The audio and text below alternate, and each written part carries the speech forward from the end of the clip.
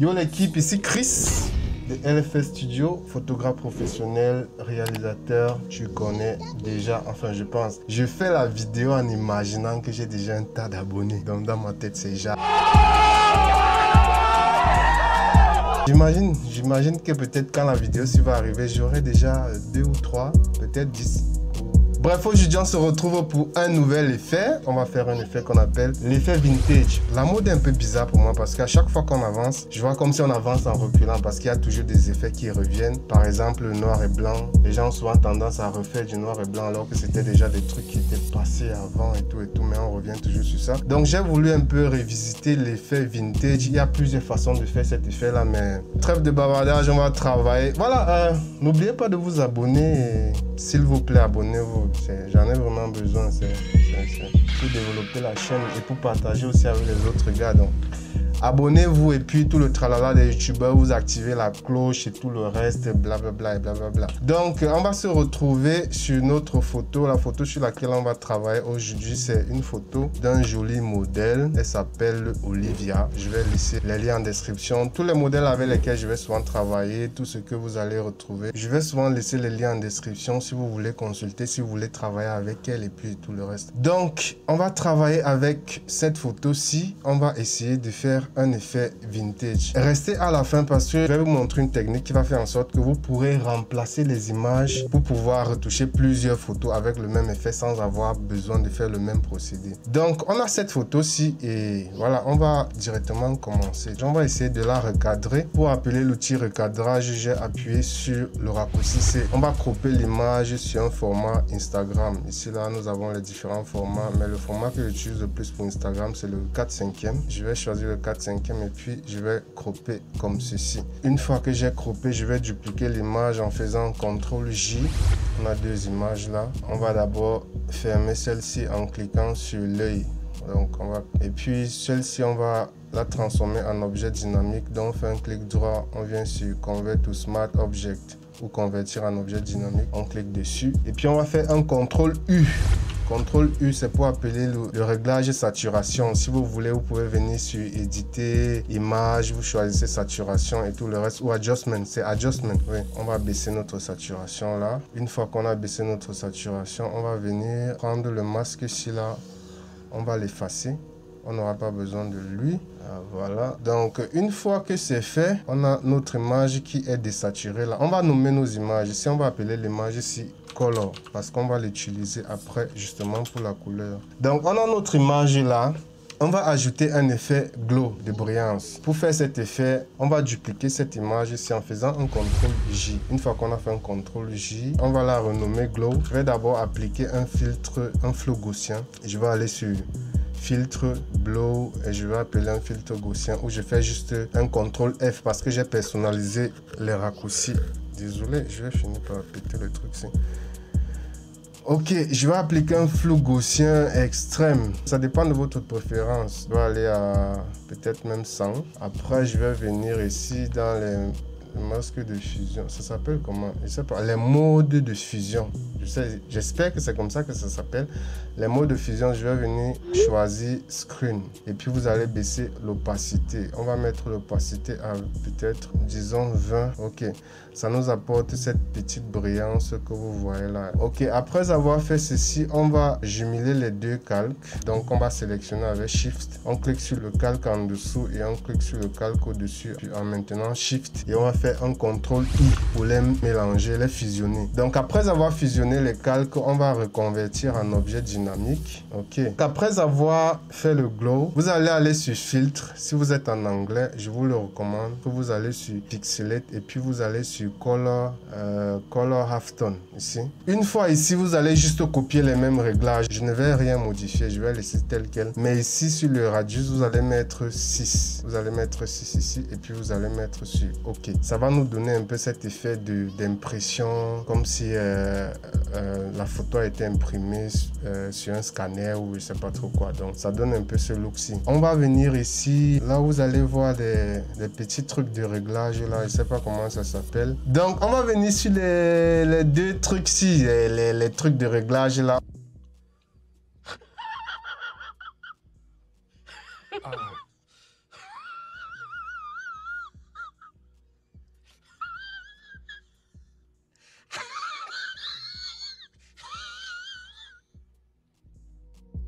on va double-cliquer dessus. On va changer le mode de fusion ici. On va essayer de le mettre en screen pour voir ce que ça donne. Ça donne trop de lumière. On va mettre en soft light. Oui, on va le mettre en soft light. On va appuyer sur OK. Et puis, on va venir ici. Non. On va d'abord baisser l'opacité. Excusez-moi, on va revenir. On va revenir ici. Donc, on va le mettre en soft light. Ensuite, on va baisser l'opacité. On va mettre même à 40.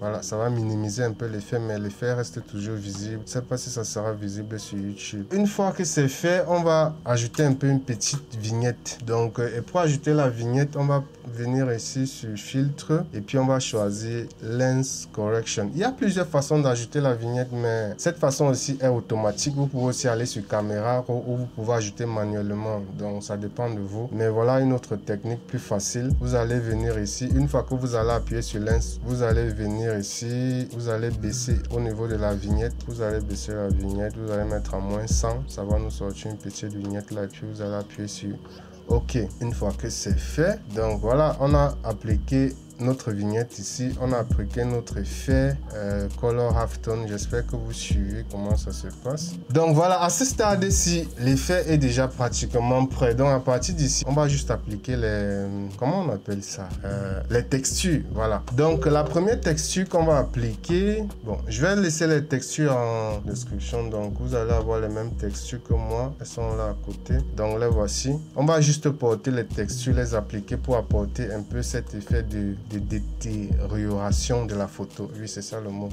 J'ai souvent du mal avec les mots, avec les R et tout, et comme ça là-dedans. Voilà. On a nos textures qui sont ici. On va porter la première texture. On va la placer ici. On va agrandir comme ceci. OK. Une fois que c'est bon, on clique ici. Voilà. On a notre texture qui est là. Maintenant, regardez bien ce qu'on va faire. On va d'abord fermer cette image, la rendre invisible en appuyant sur l'œil. On va créer un masque de fusion ici, en venant cliquer ici en bas sur le masque. On a un masque blanc. On va maintenir la touche Alt, on va appuyer sur le masque. On va venir sur notre texture. Non, avant d'appuyer sur le masque, on va d'abord venir sur notre texture. On va faire un CTRL A pour sélectionner toute la texture. On va faire un CTRL C pour copier la texture. Ensuite, on va fermer l'œil ici pour rendre la texture invisible. On va maintenir Alt et on va cliquer sur le masque. Une fois que c'est fait, on va faire un CTRL V.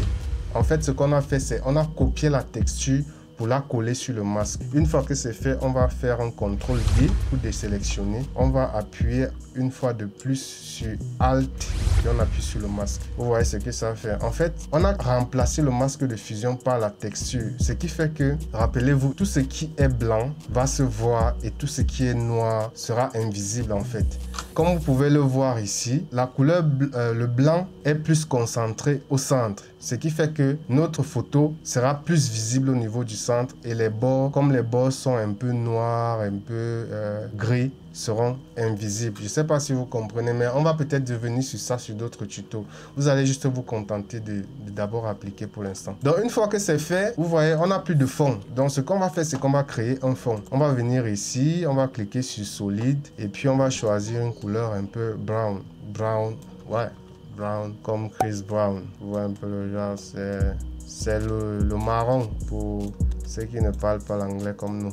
Donc, on va prendre le marron. Voilà ce que ça nous donne. On va placer ici en bas. On va appliquer la prochaine texture, c'est celle-ci. Enfin, vous pouvez prendre n'importe quelle texture, ça dépend. Vous pouvez prendre selon l'ordre que vous voulez. Il n'y a pas un ordre précis. On va placer celle-ci ici et on va changer son mode de fusion. On va mettre, j'utilise beaucoup plus soft light, mais vous pouvez aussi utiliser overlay. Bon, on va d'abord utiliser overlay ici. Overlay ou incrustation. On va baisser son opacité. On va mettre son opacité à, disons, 50, 52. Ok, c'est bon. On va prendre une autre texture qu'on va appliquer au-dessus. Ici, c'est un peu chill. Ici, ça devient un peu chill. On applique juste les textures et c'est tout. Vous voyez, c'est très facile pour avoir cet effet. C'est très simple.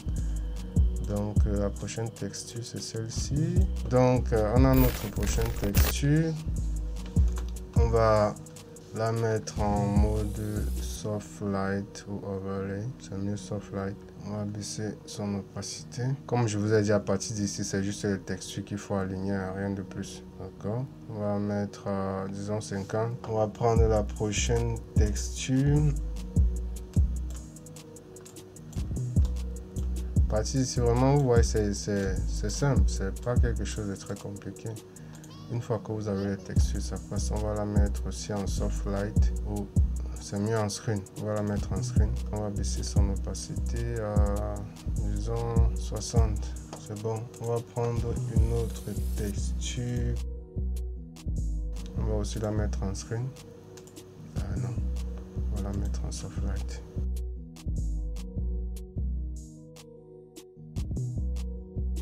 On va prendre une dernière texture. Celle-ci, c'est pour les bordures.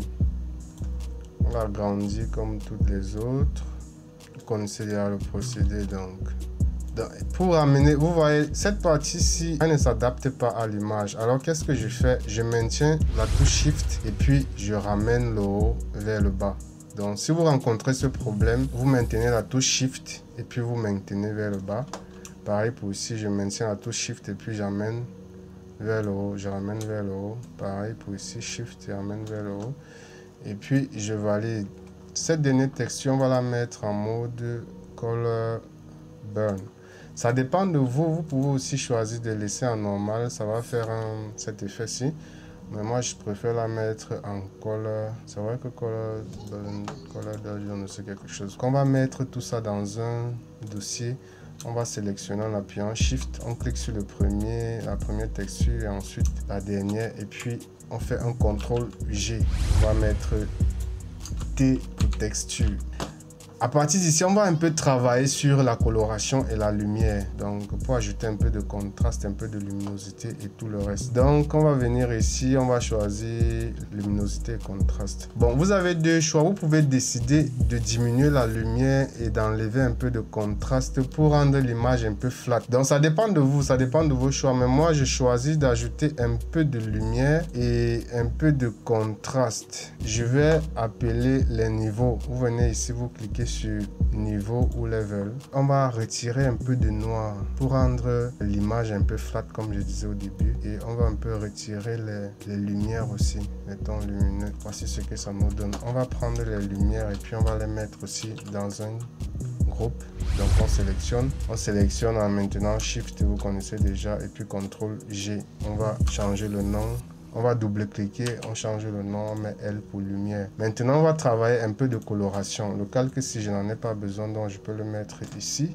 Je vais essayer un peu d'organiser tout ceci. Je vais mettre aussi notre image dans un groupe. CTRL G, je la mets dans un groupe. On va mettre I pour image. D'accord. Donc maintenant, on va travailler un peu les couleurs. C'est simple, hein? On ne va pas faire quelque chose de très compliqué. On ne va pas se casser la tête. On va juste venir sur les filtres photos. On va choisir un filtre sépia. On va augmenter un peu le niveau.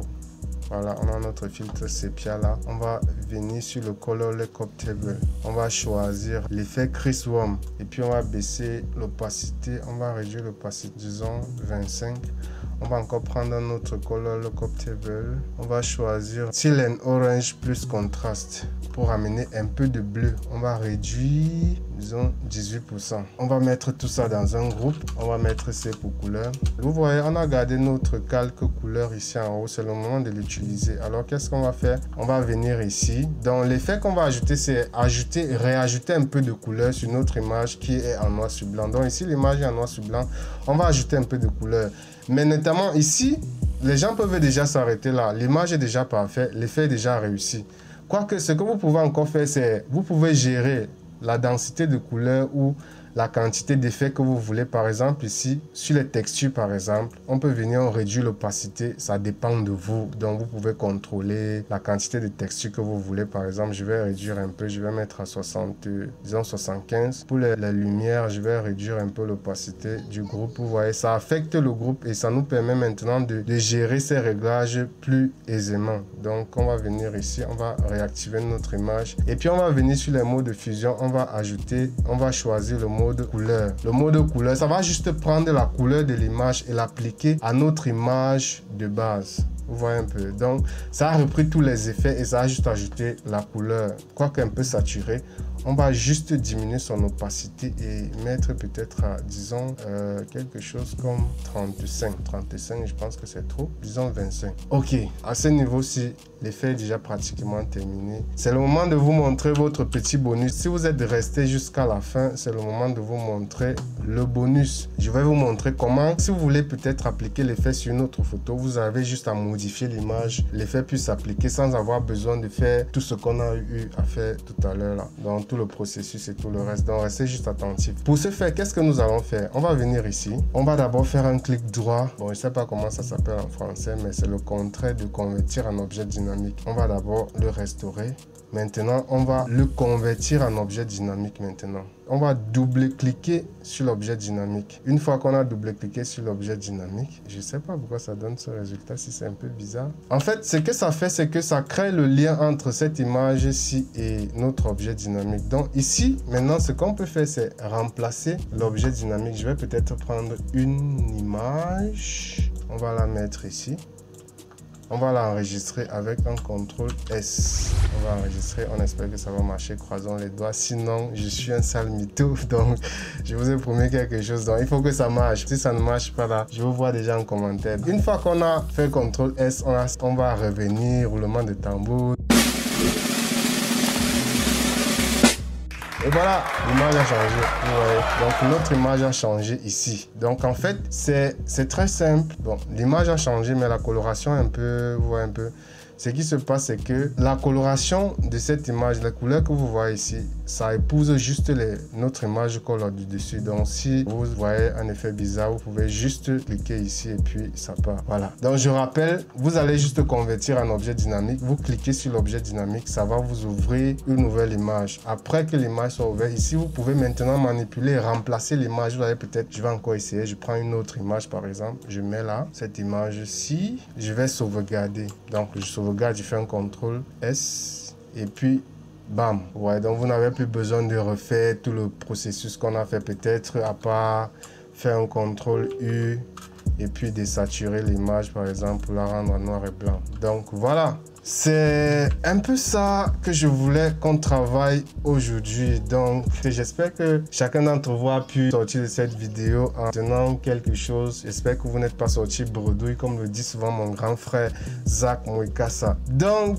c'est tout ce qu'on avait à faire aujourd'hui. Les gars, si ça vous plaît, vous pouvez vous abonner, mentionner en commentaire. Si vous avez des problèmes, si vous rencontrez des soucis, si vous avez des préoccupations, n'hésitez pas. Comme je le dis toujours, le but est de créer une communauté où on se partage les choses. Et vous connaissez déjà la suite. Donc si tu as aimé la vidéo, tu lâches un pouce bleu, tu lâches un commentaire, si tu peux, tu partages. Et puis les gars, on se retrouve à la prochaine vidéo. Les gars, portez-vous bien. Ciao.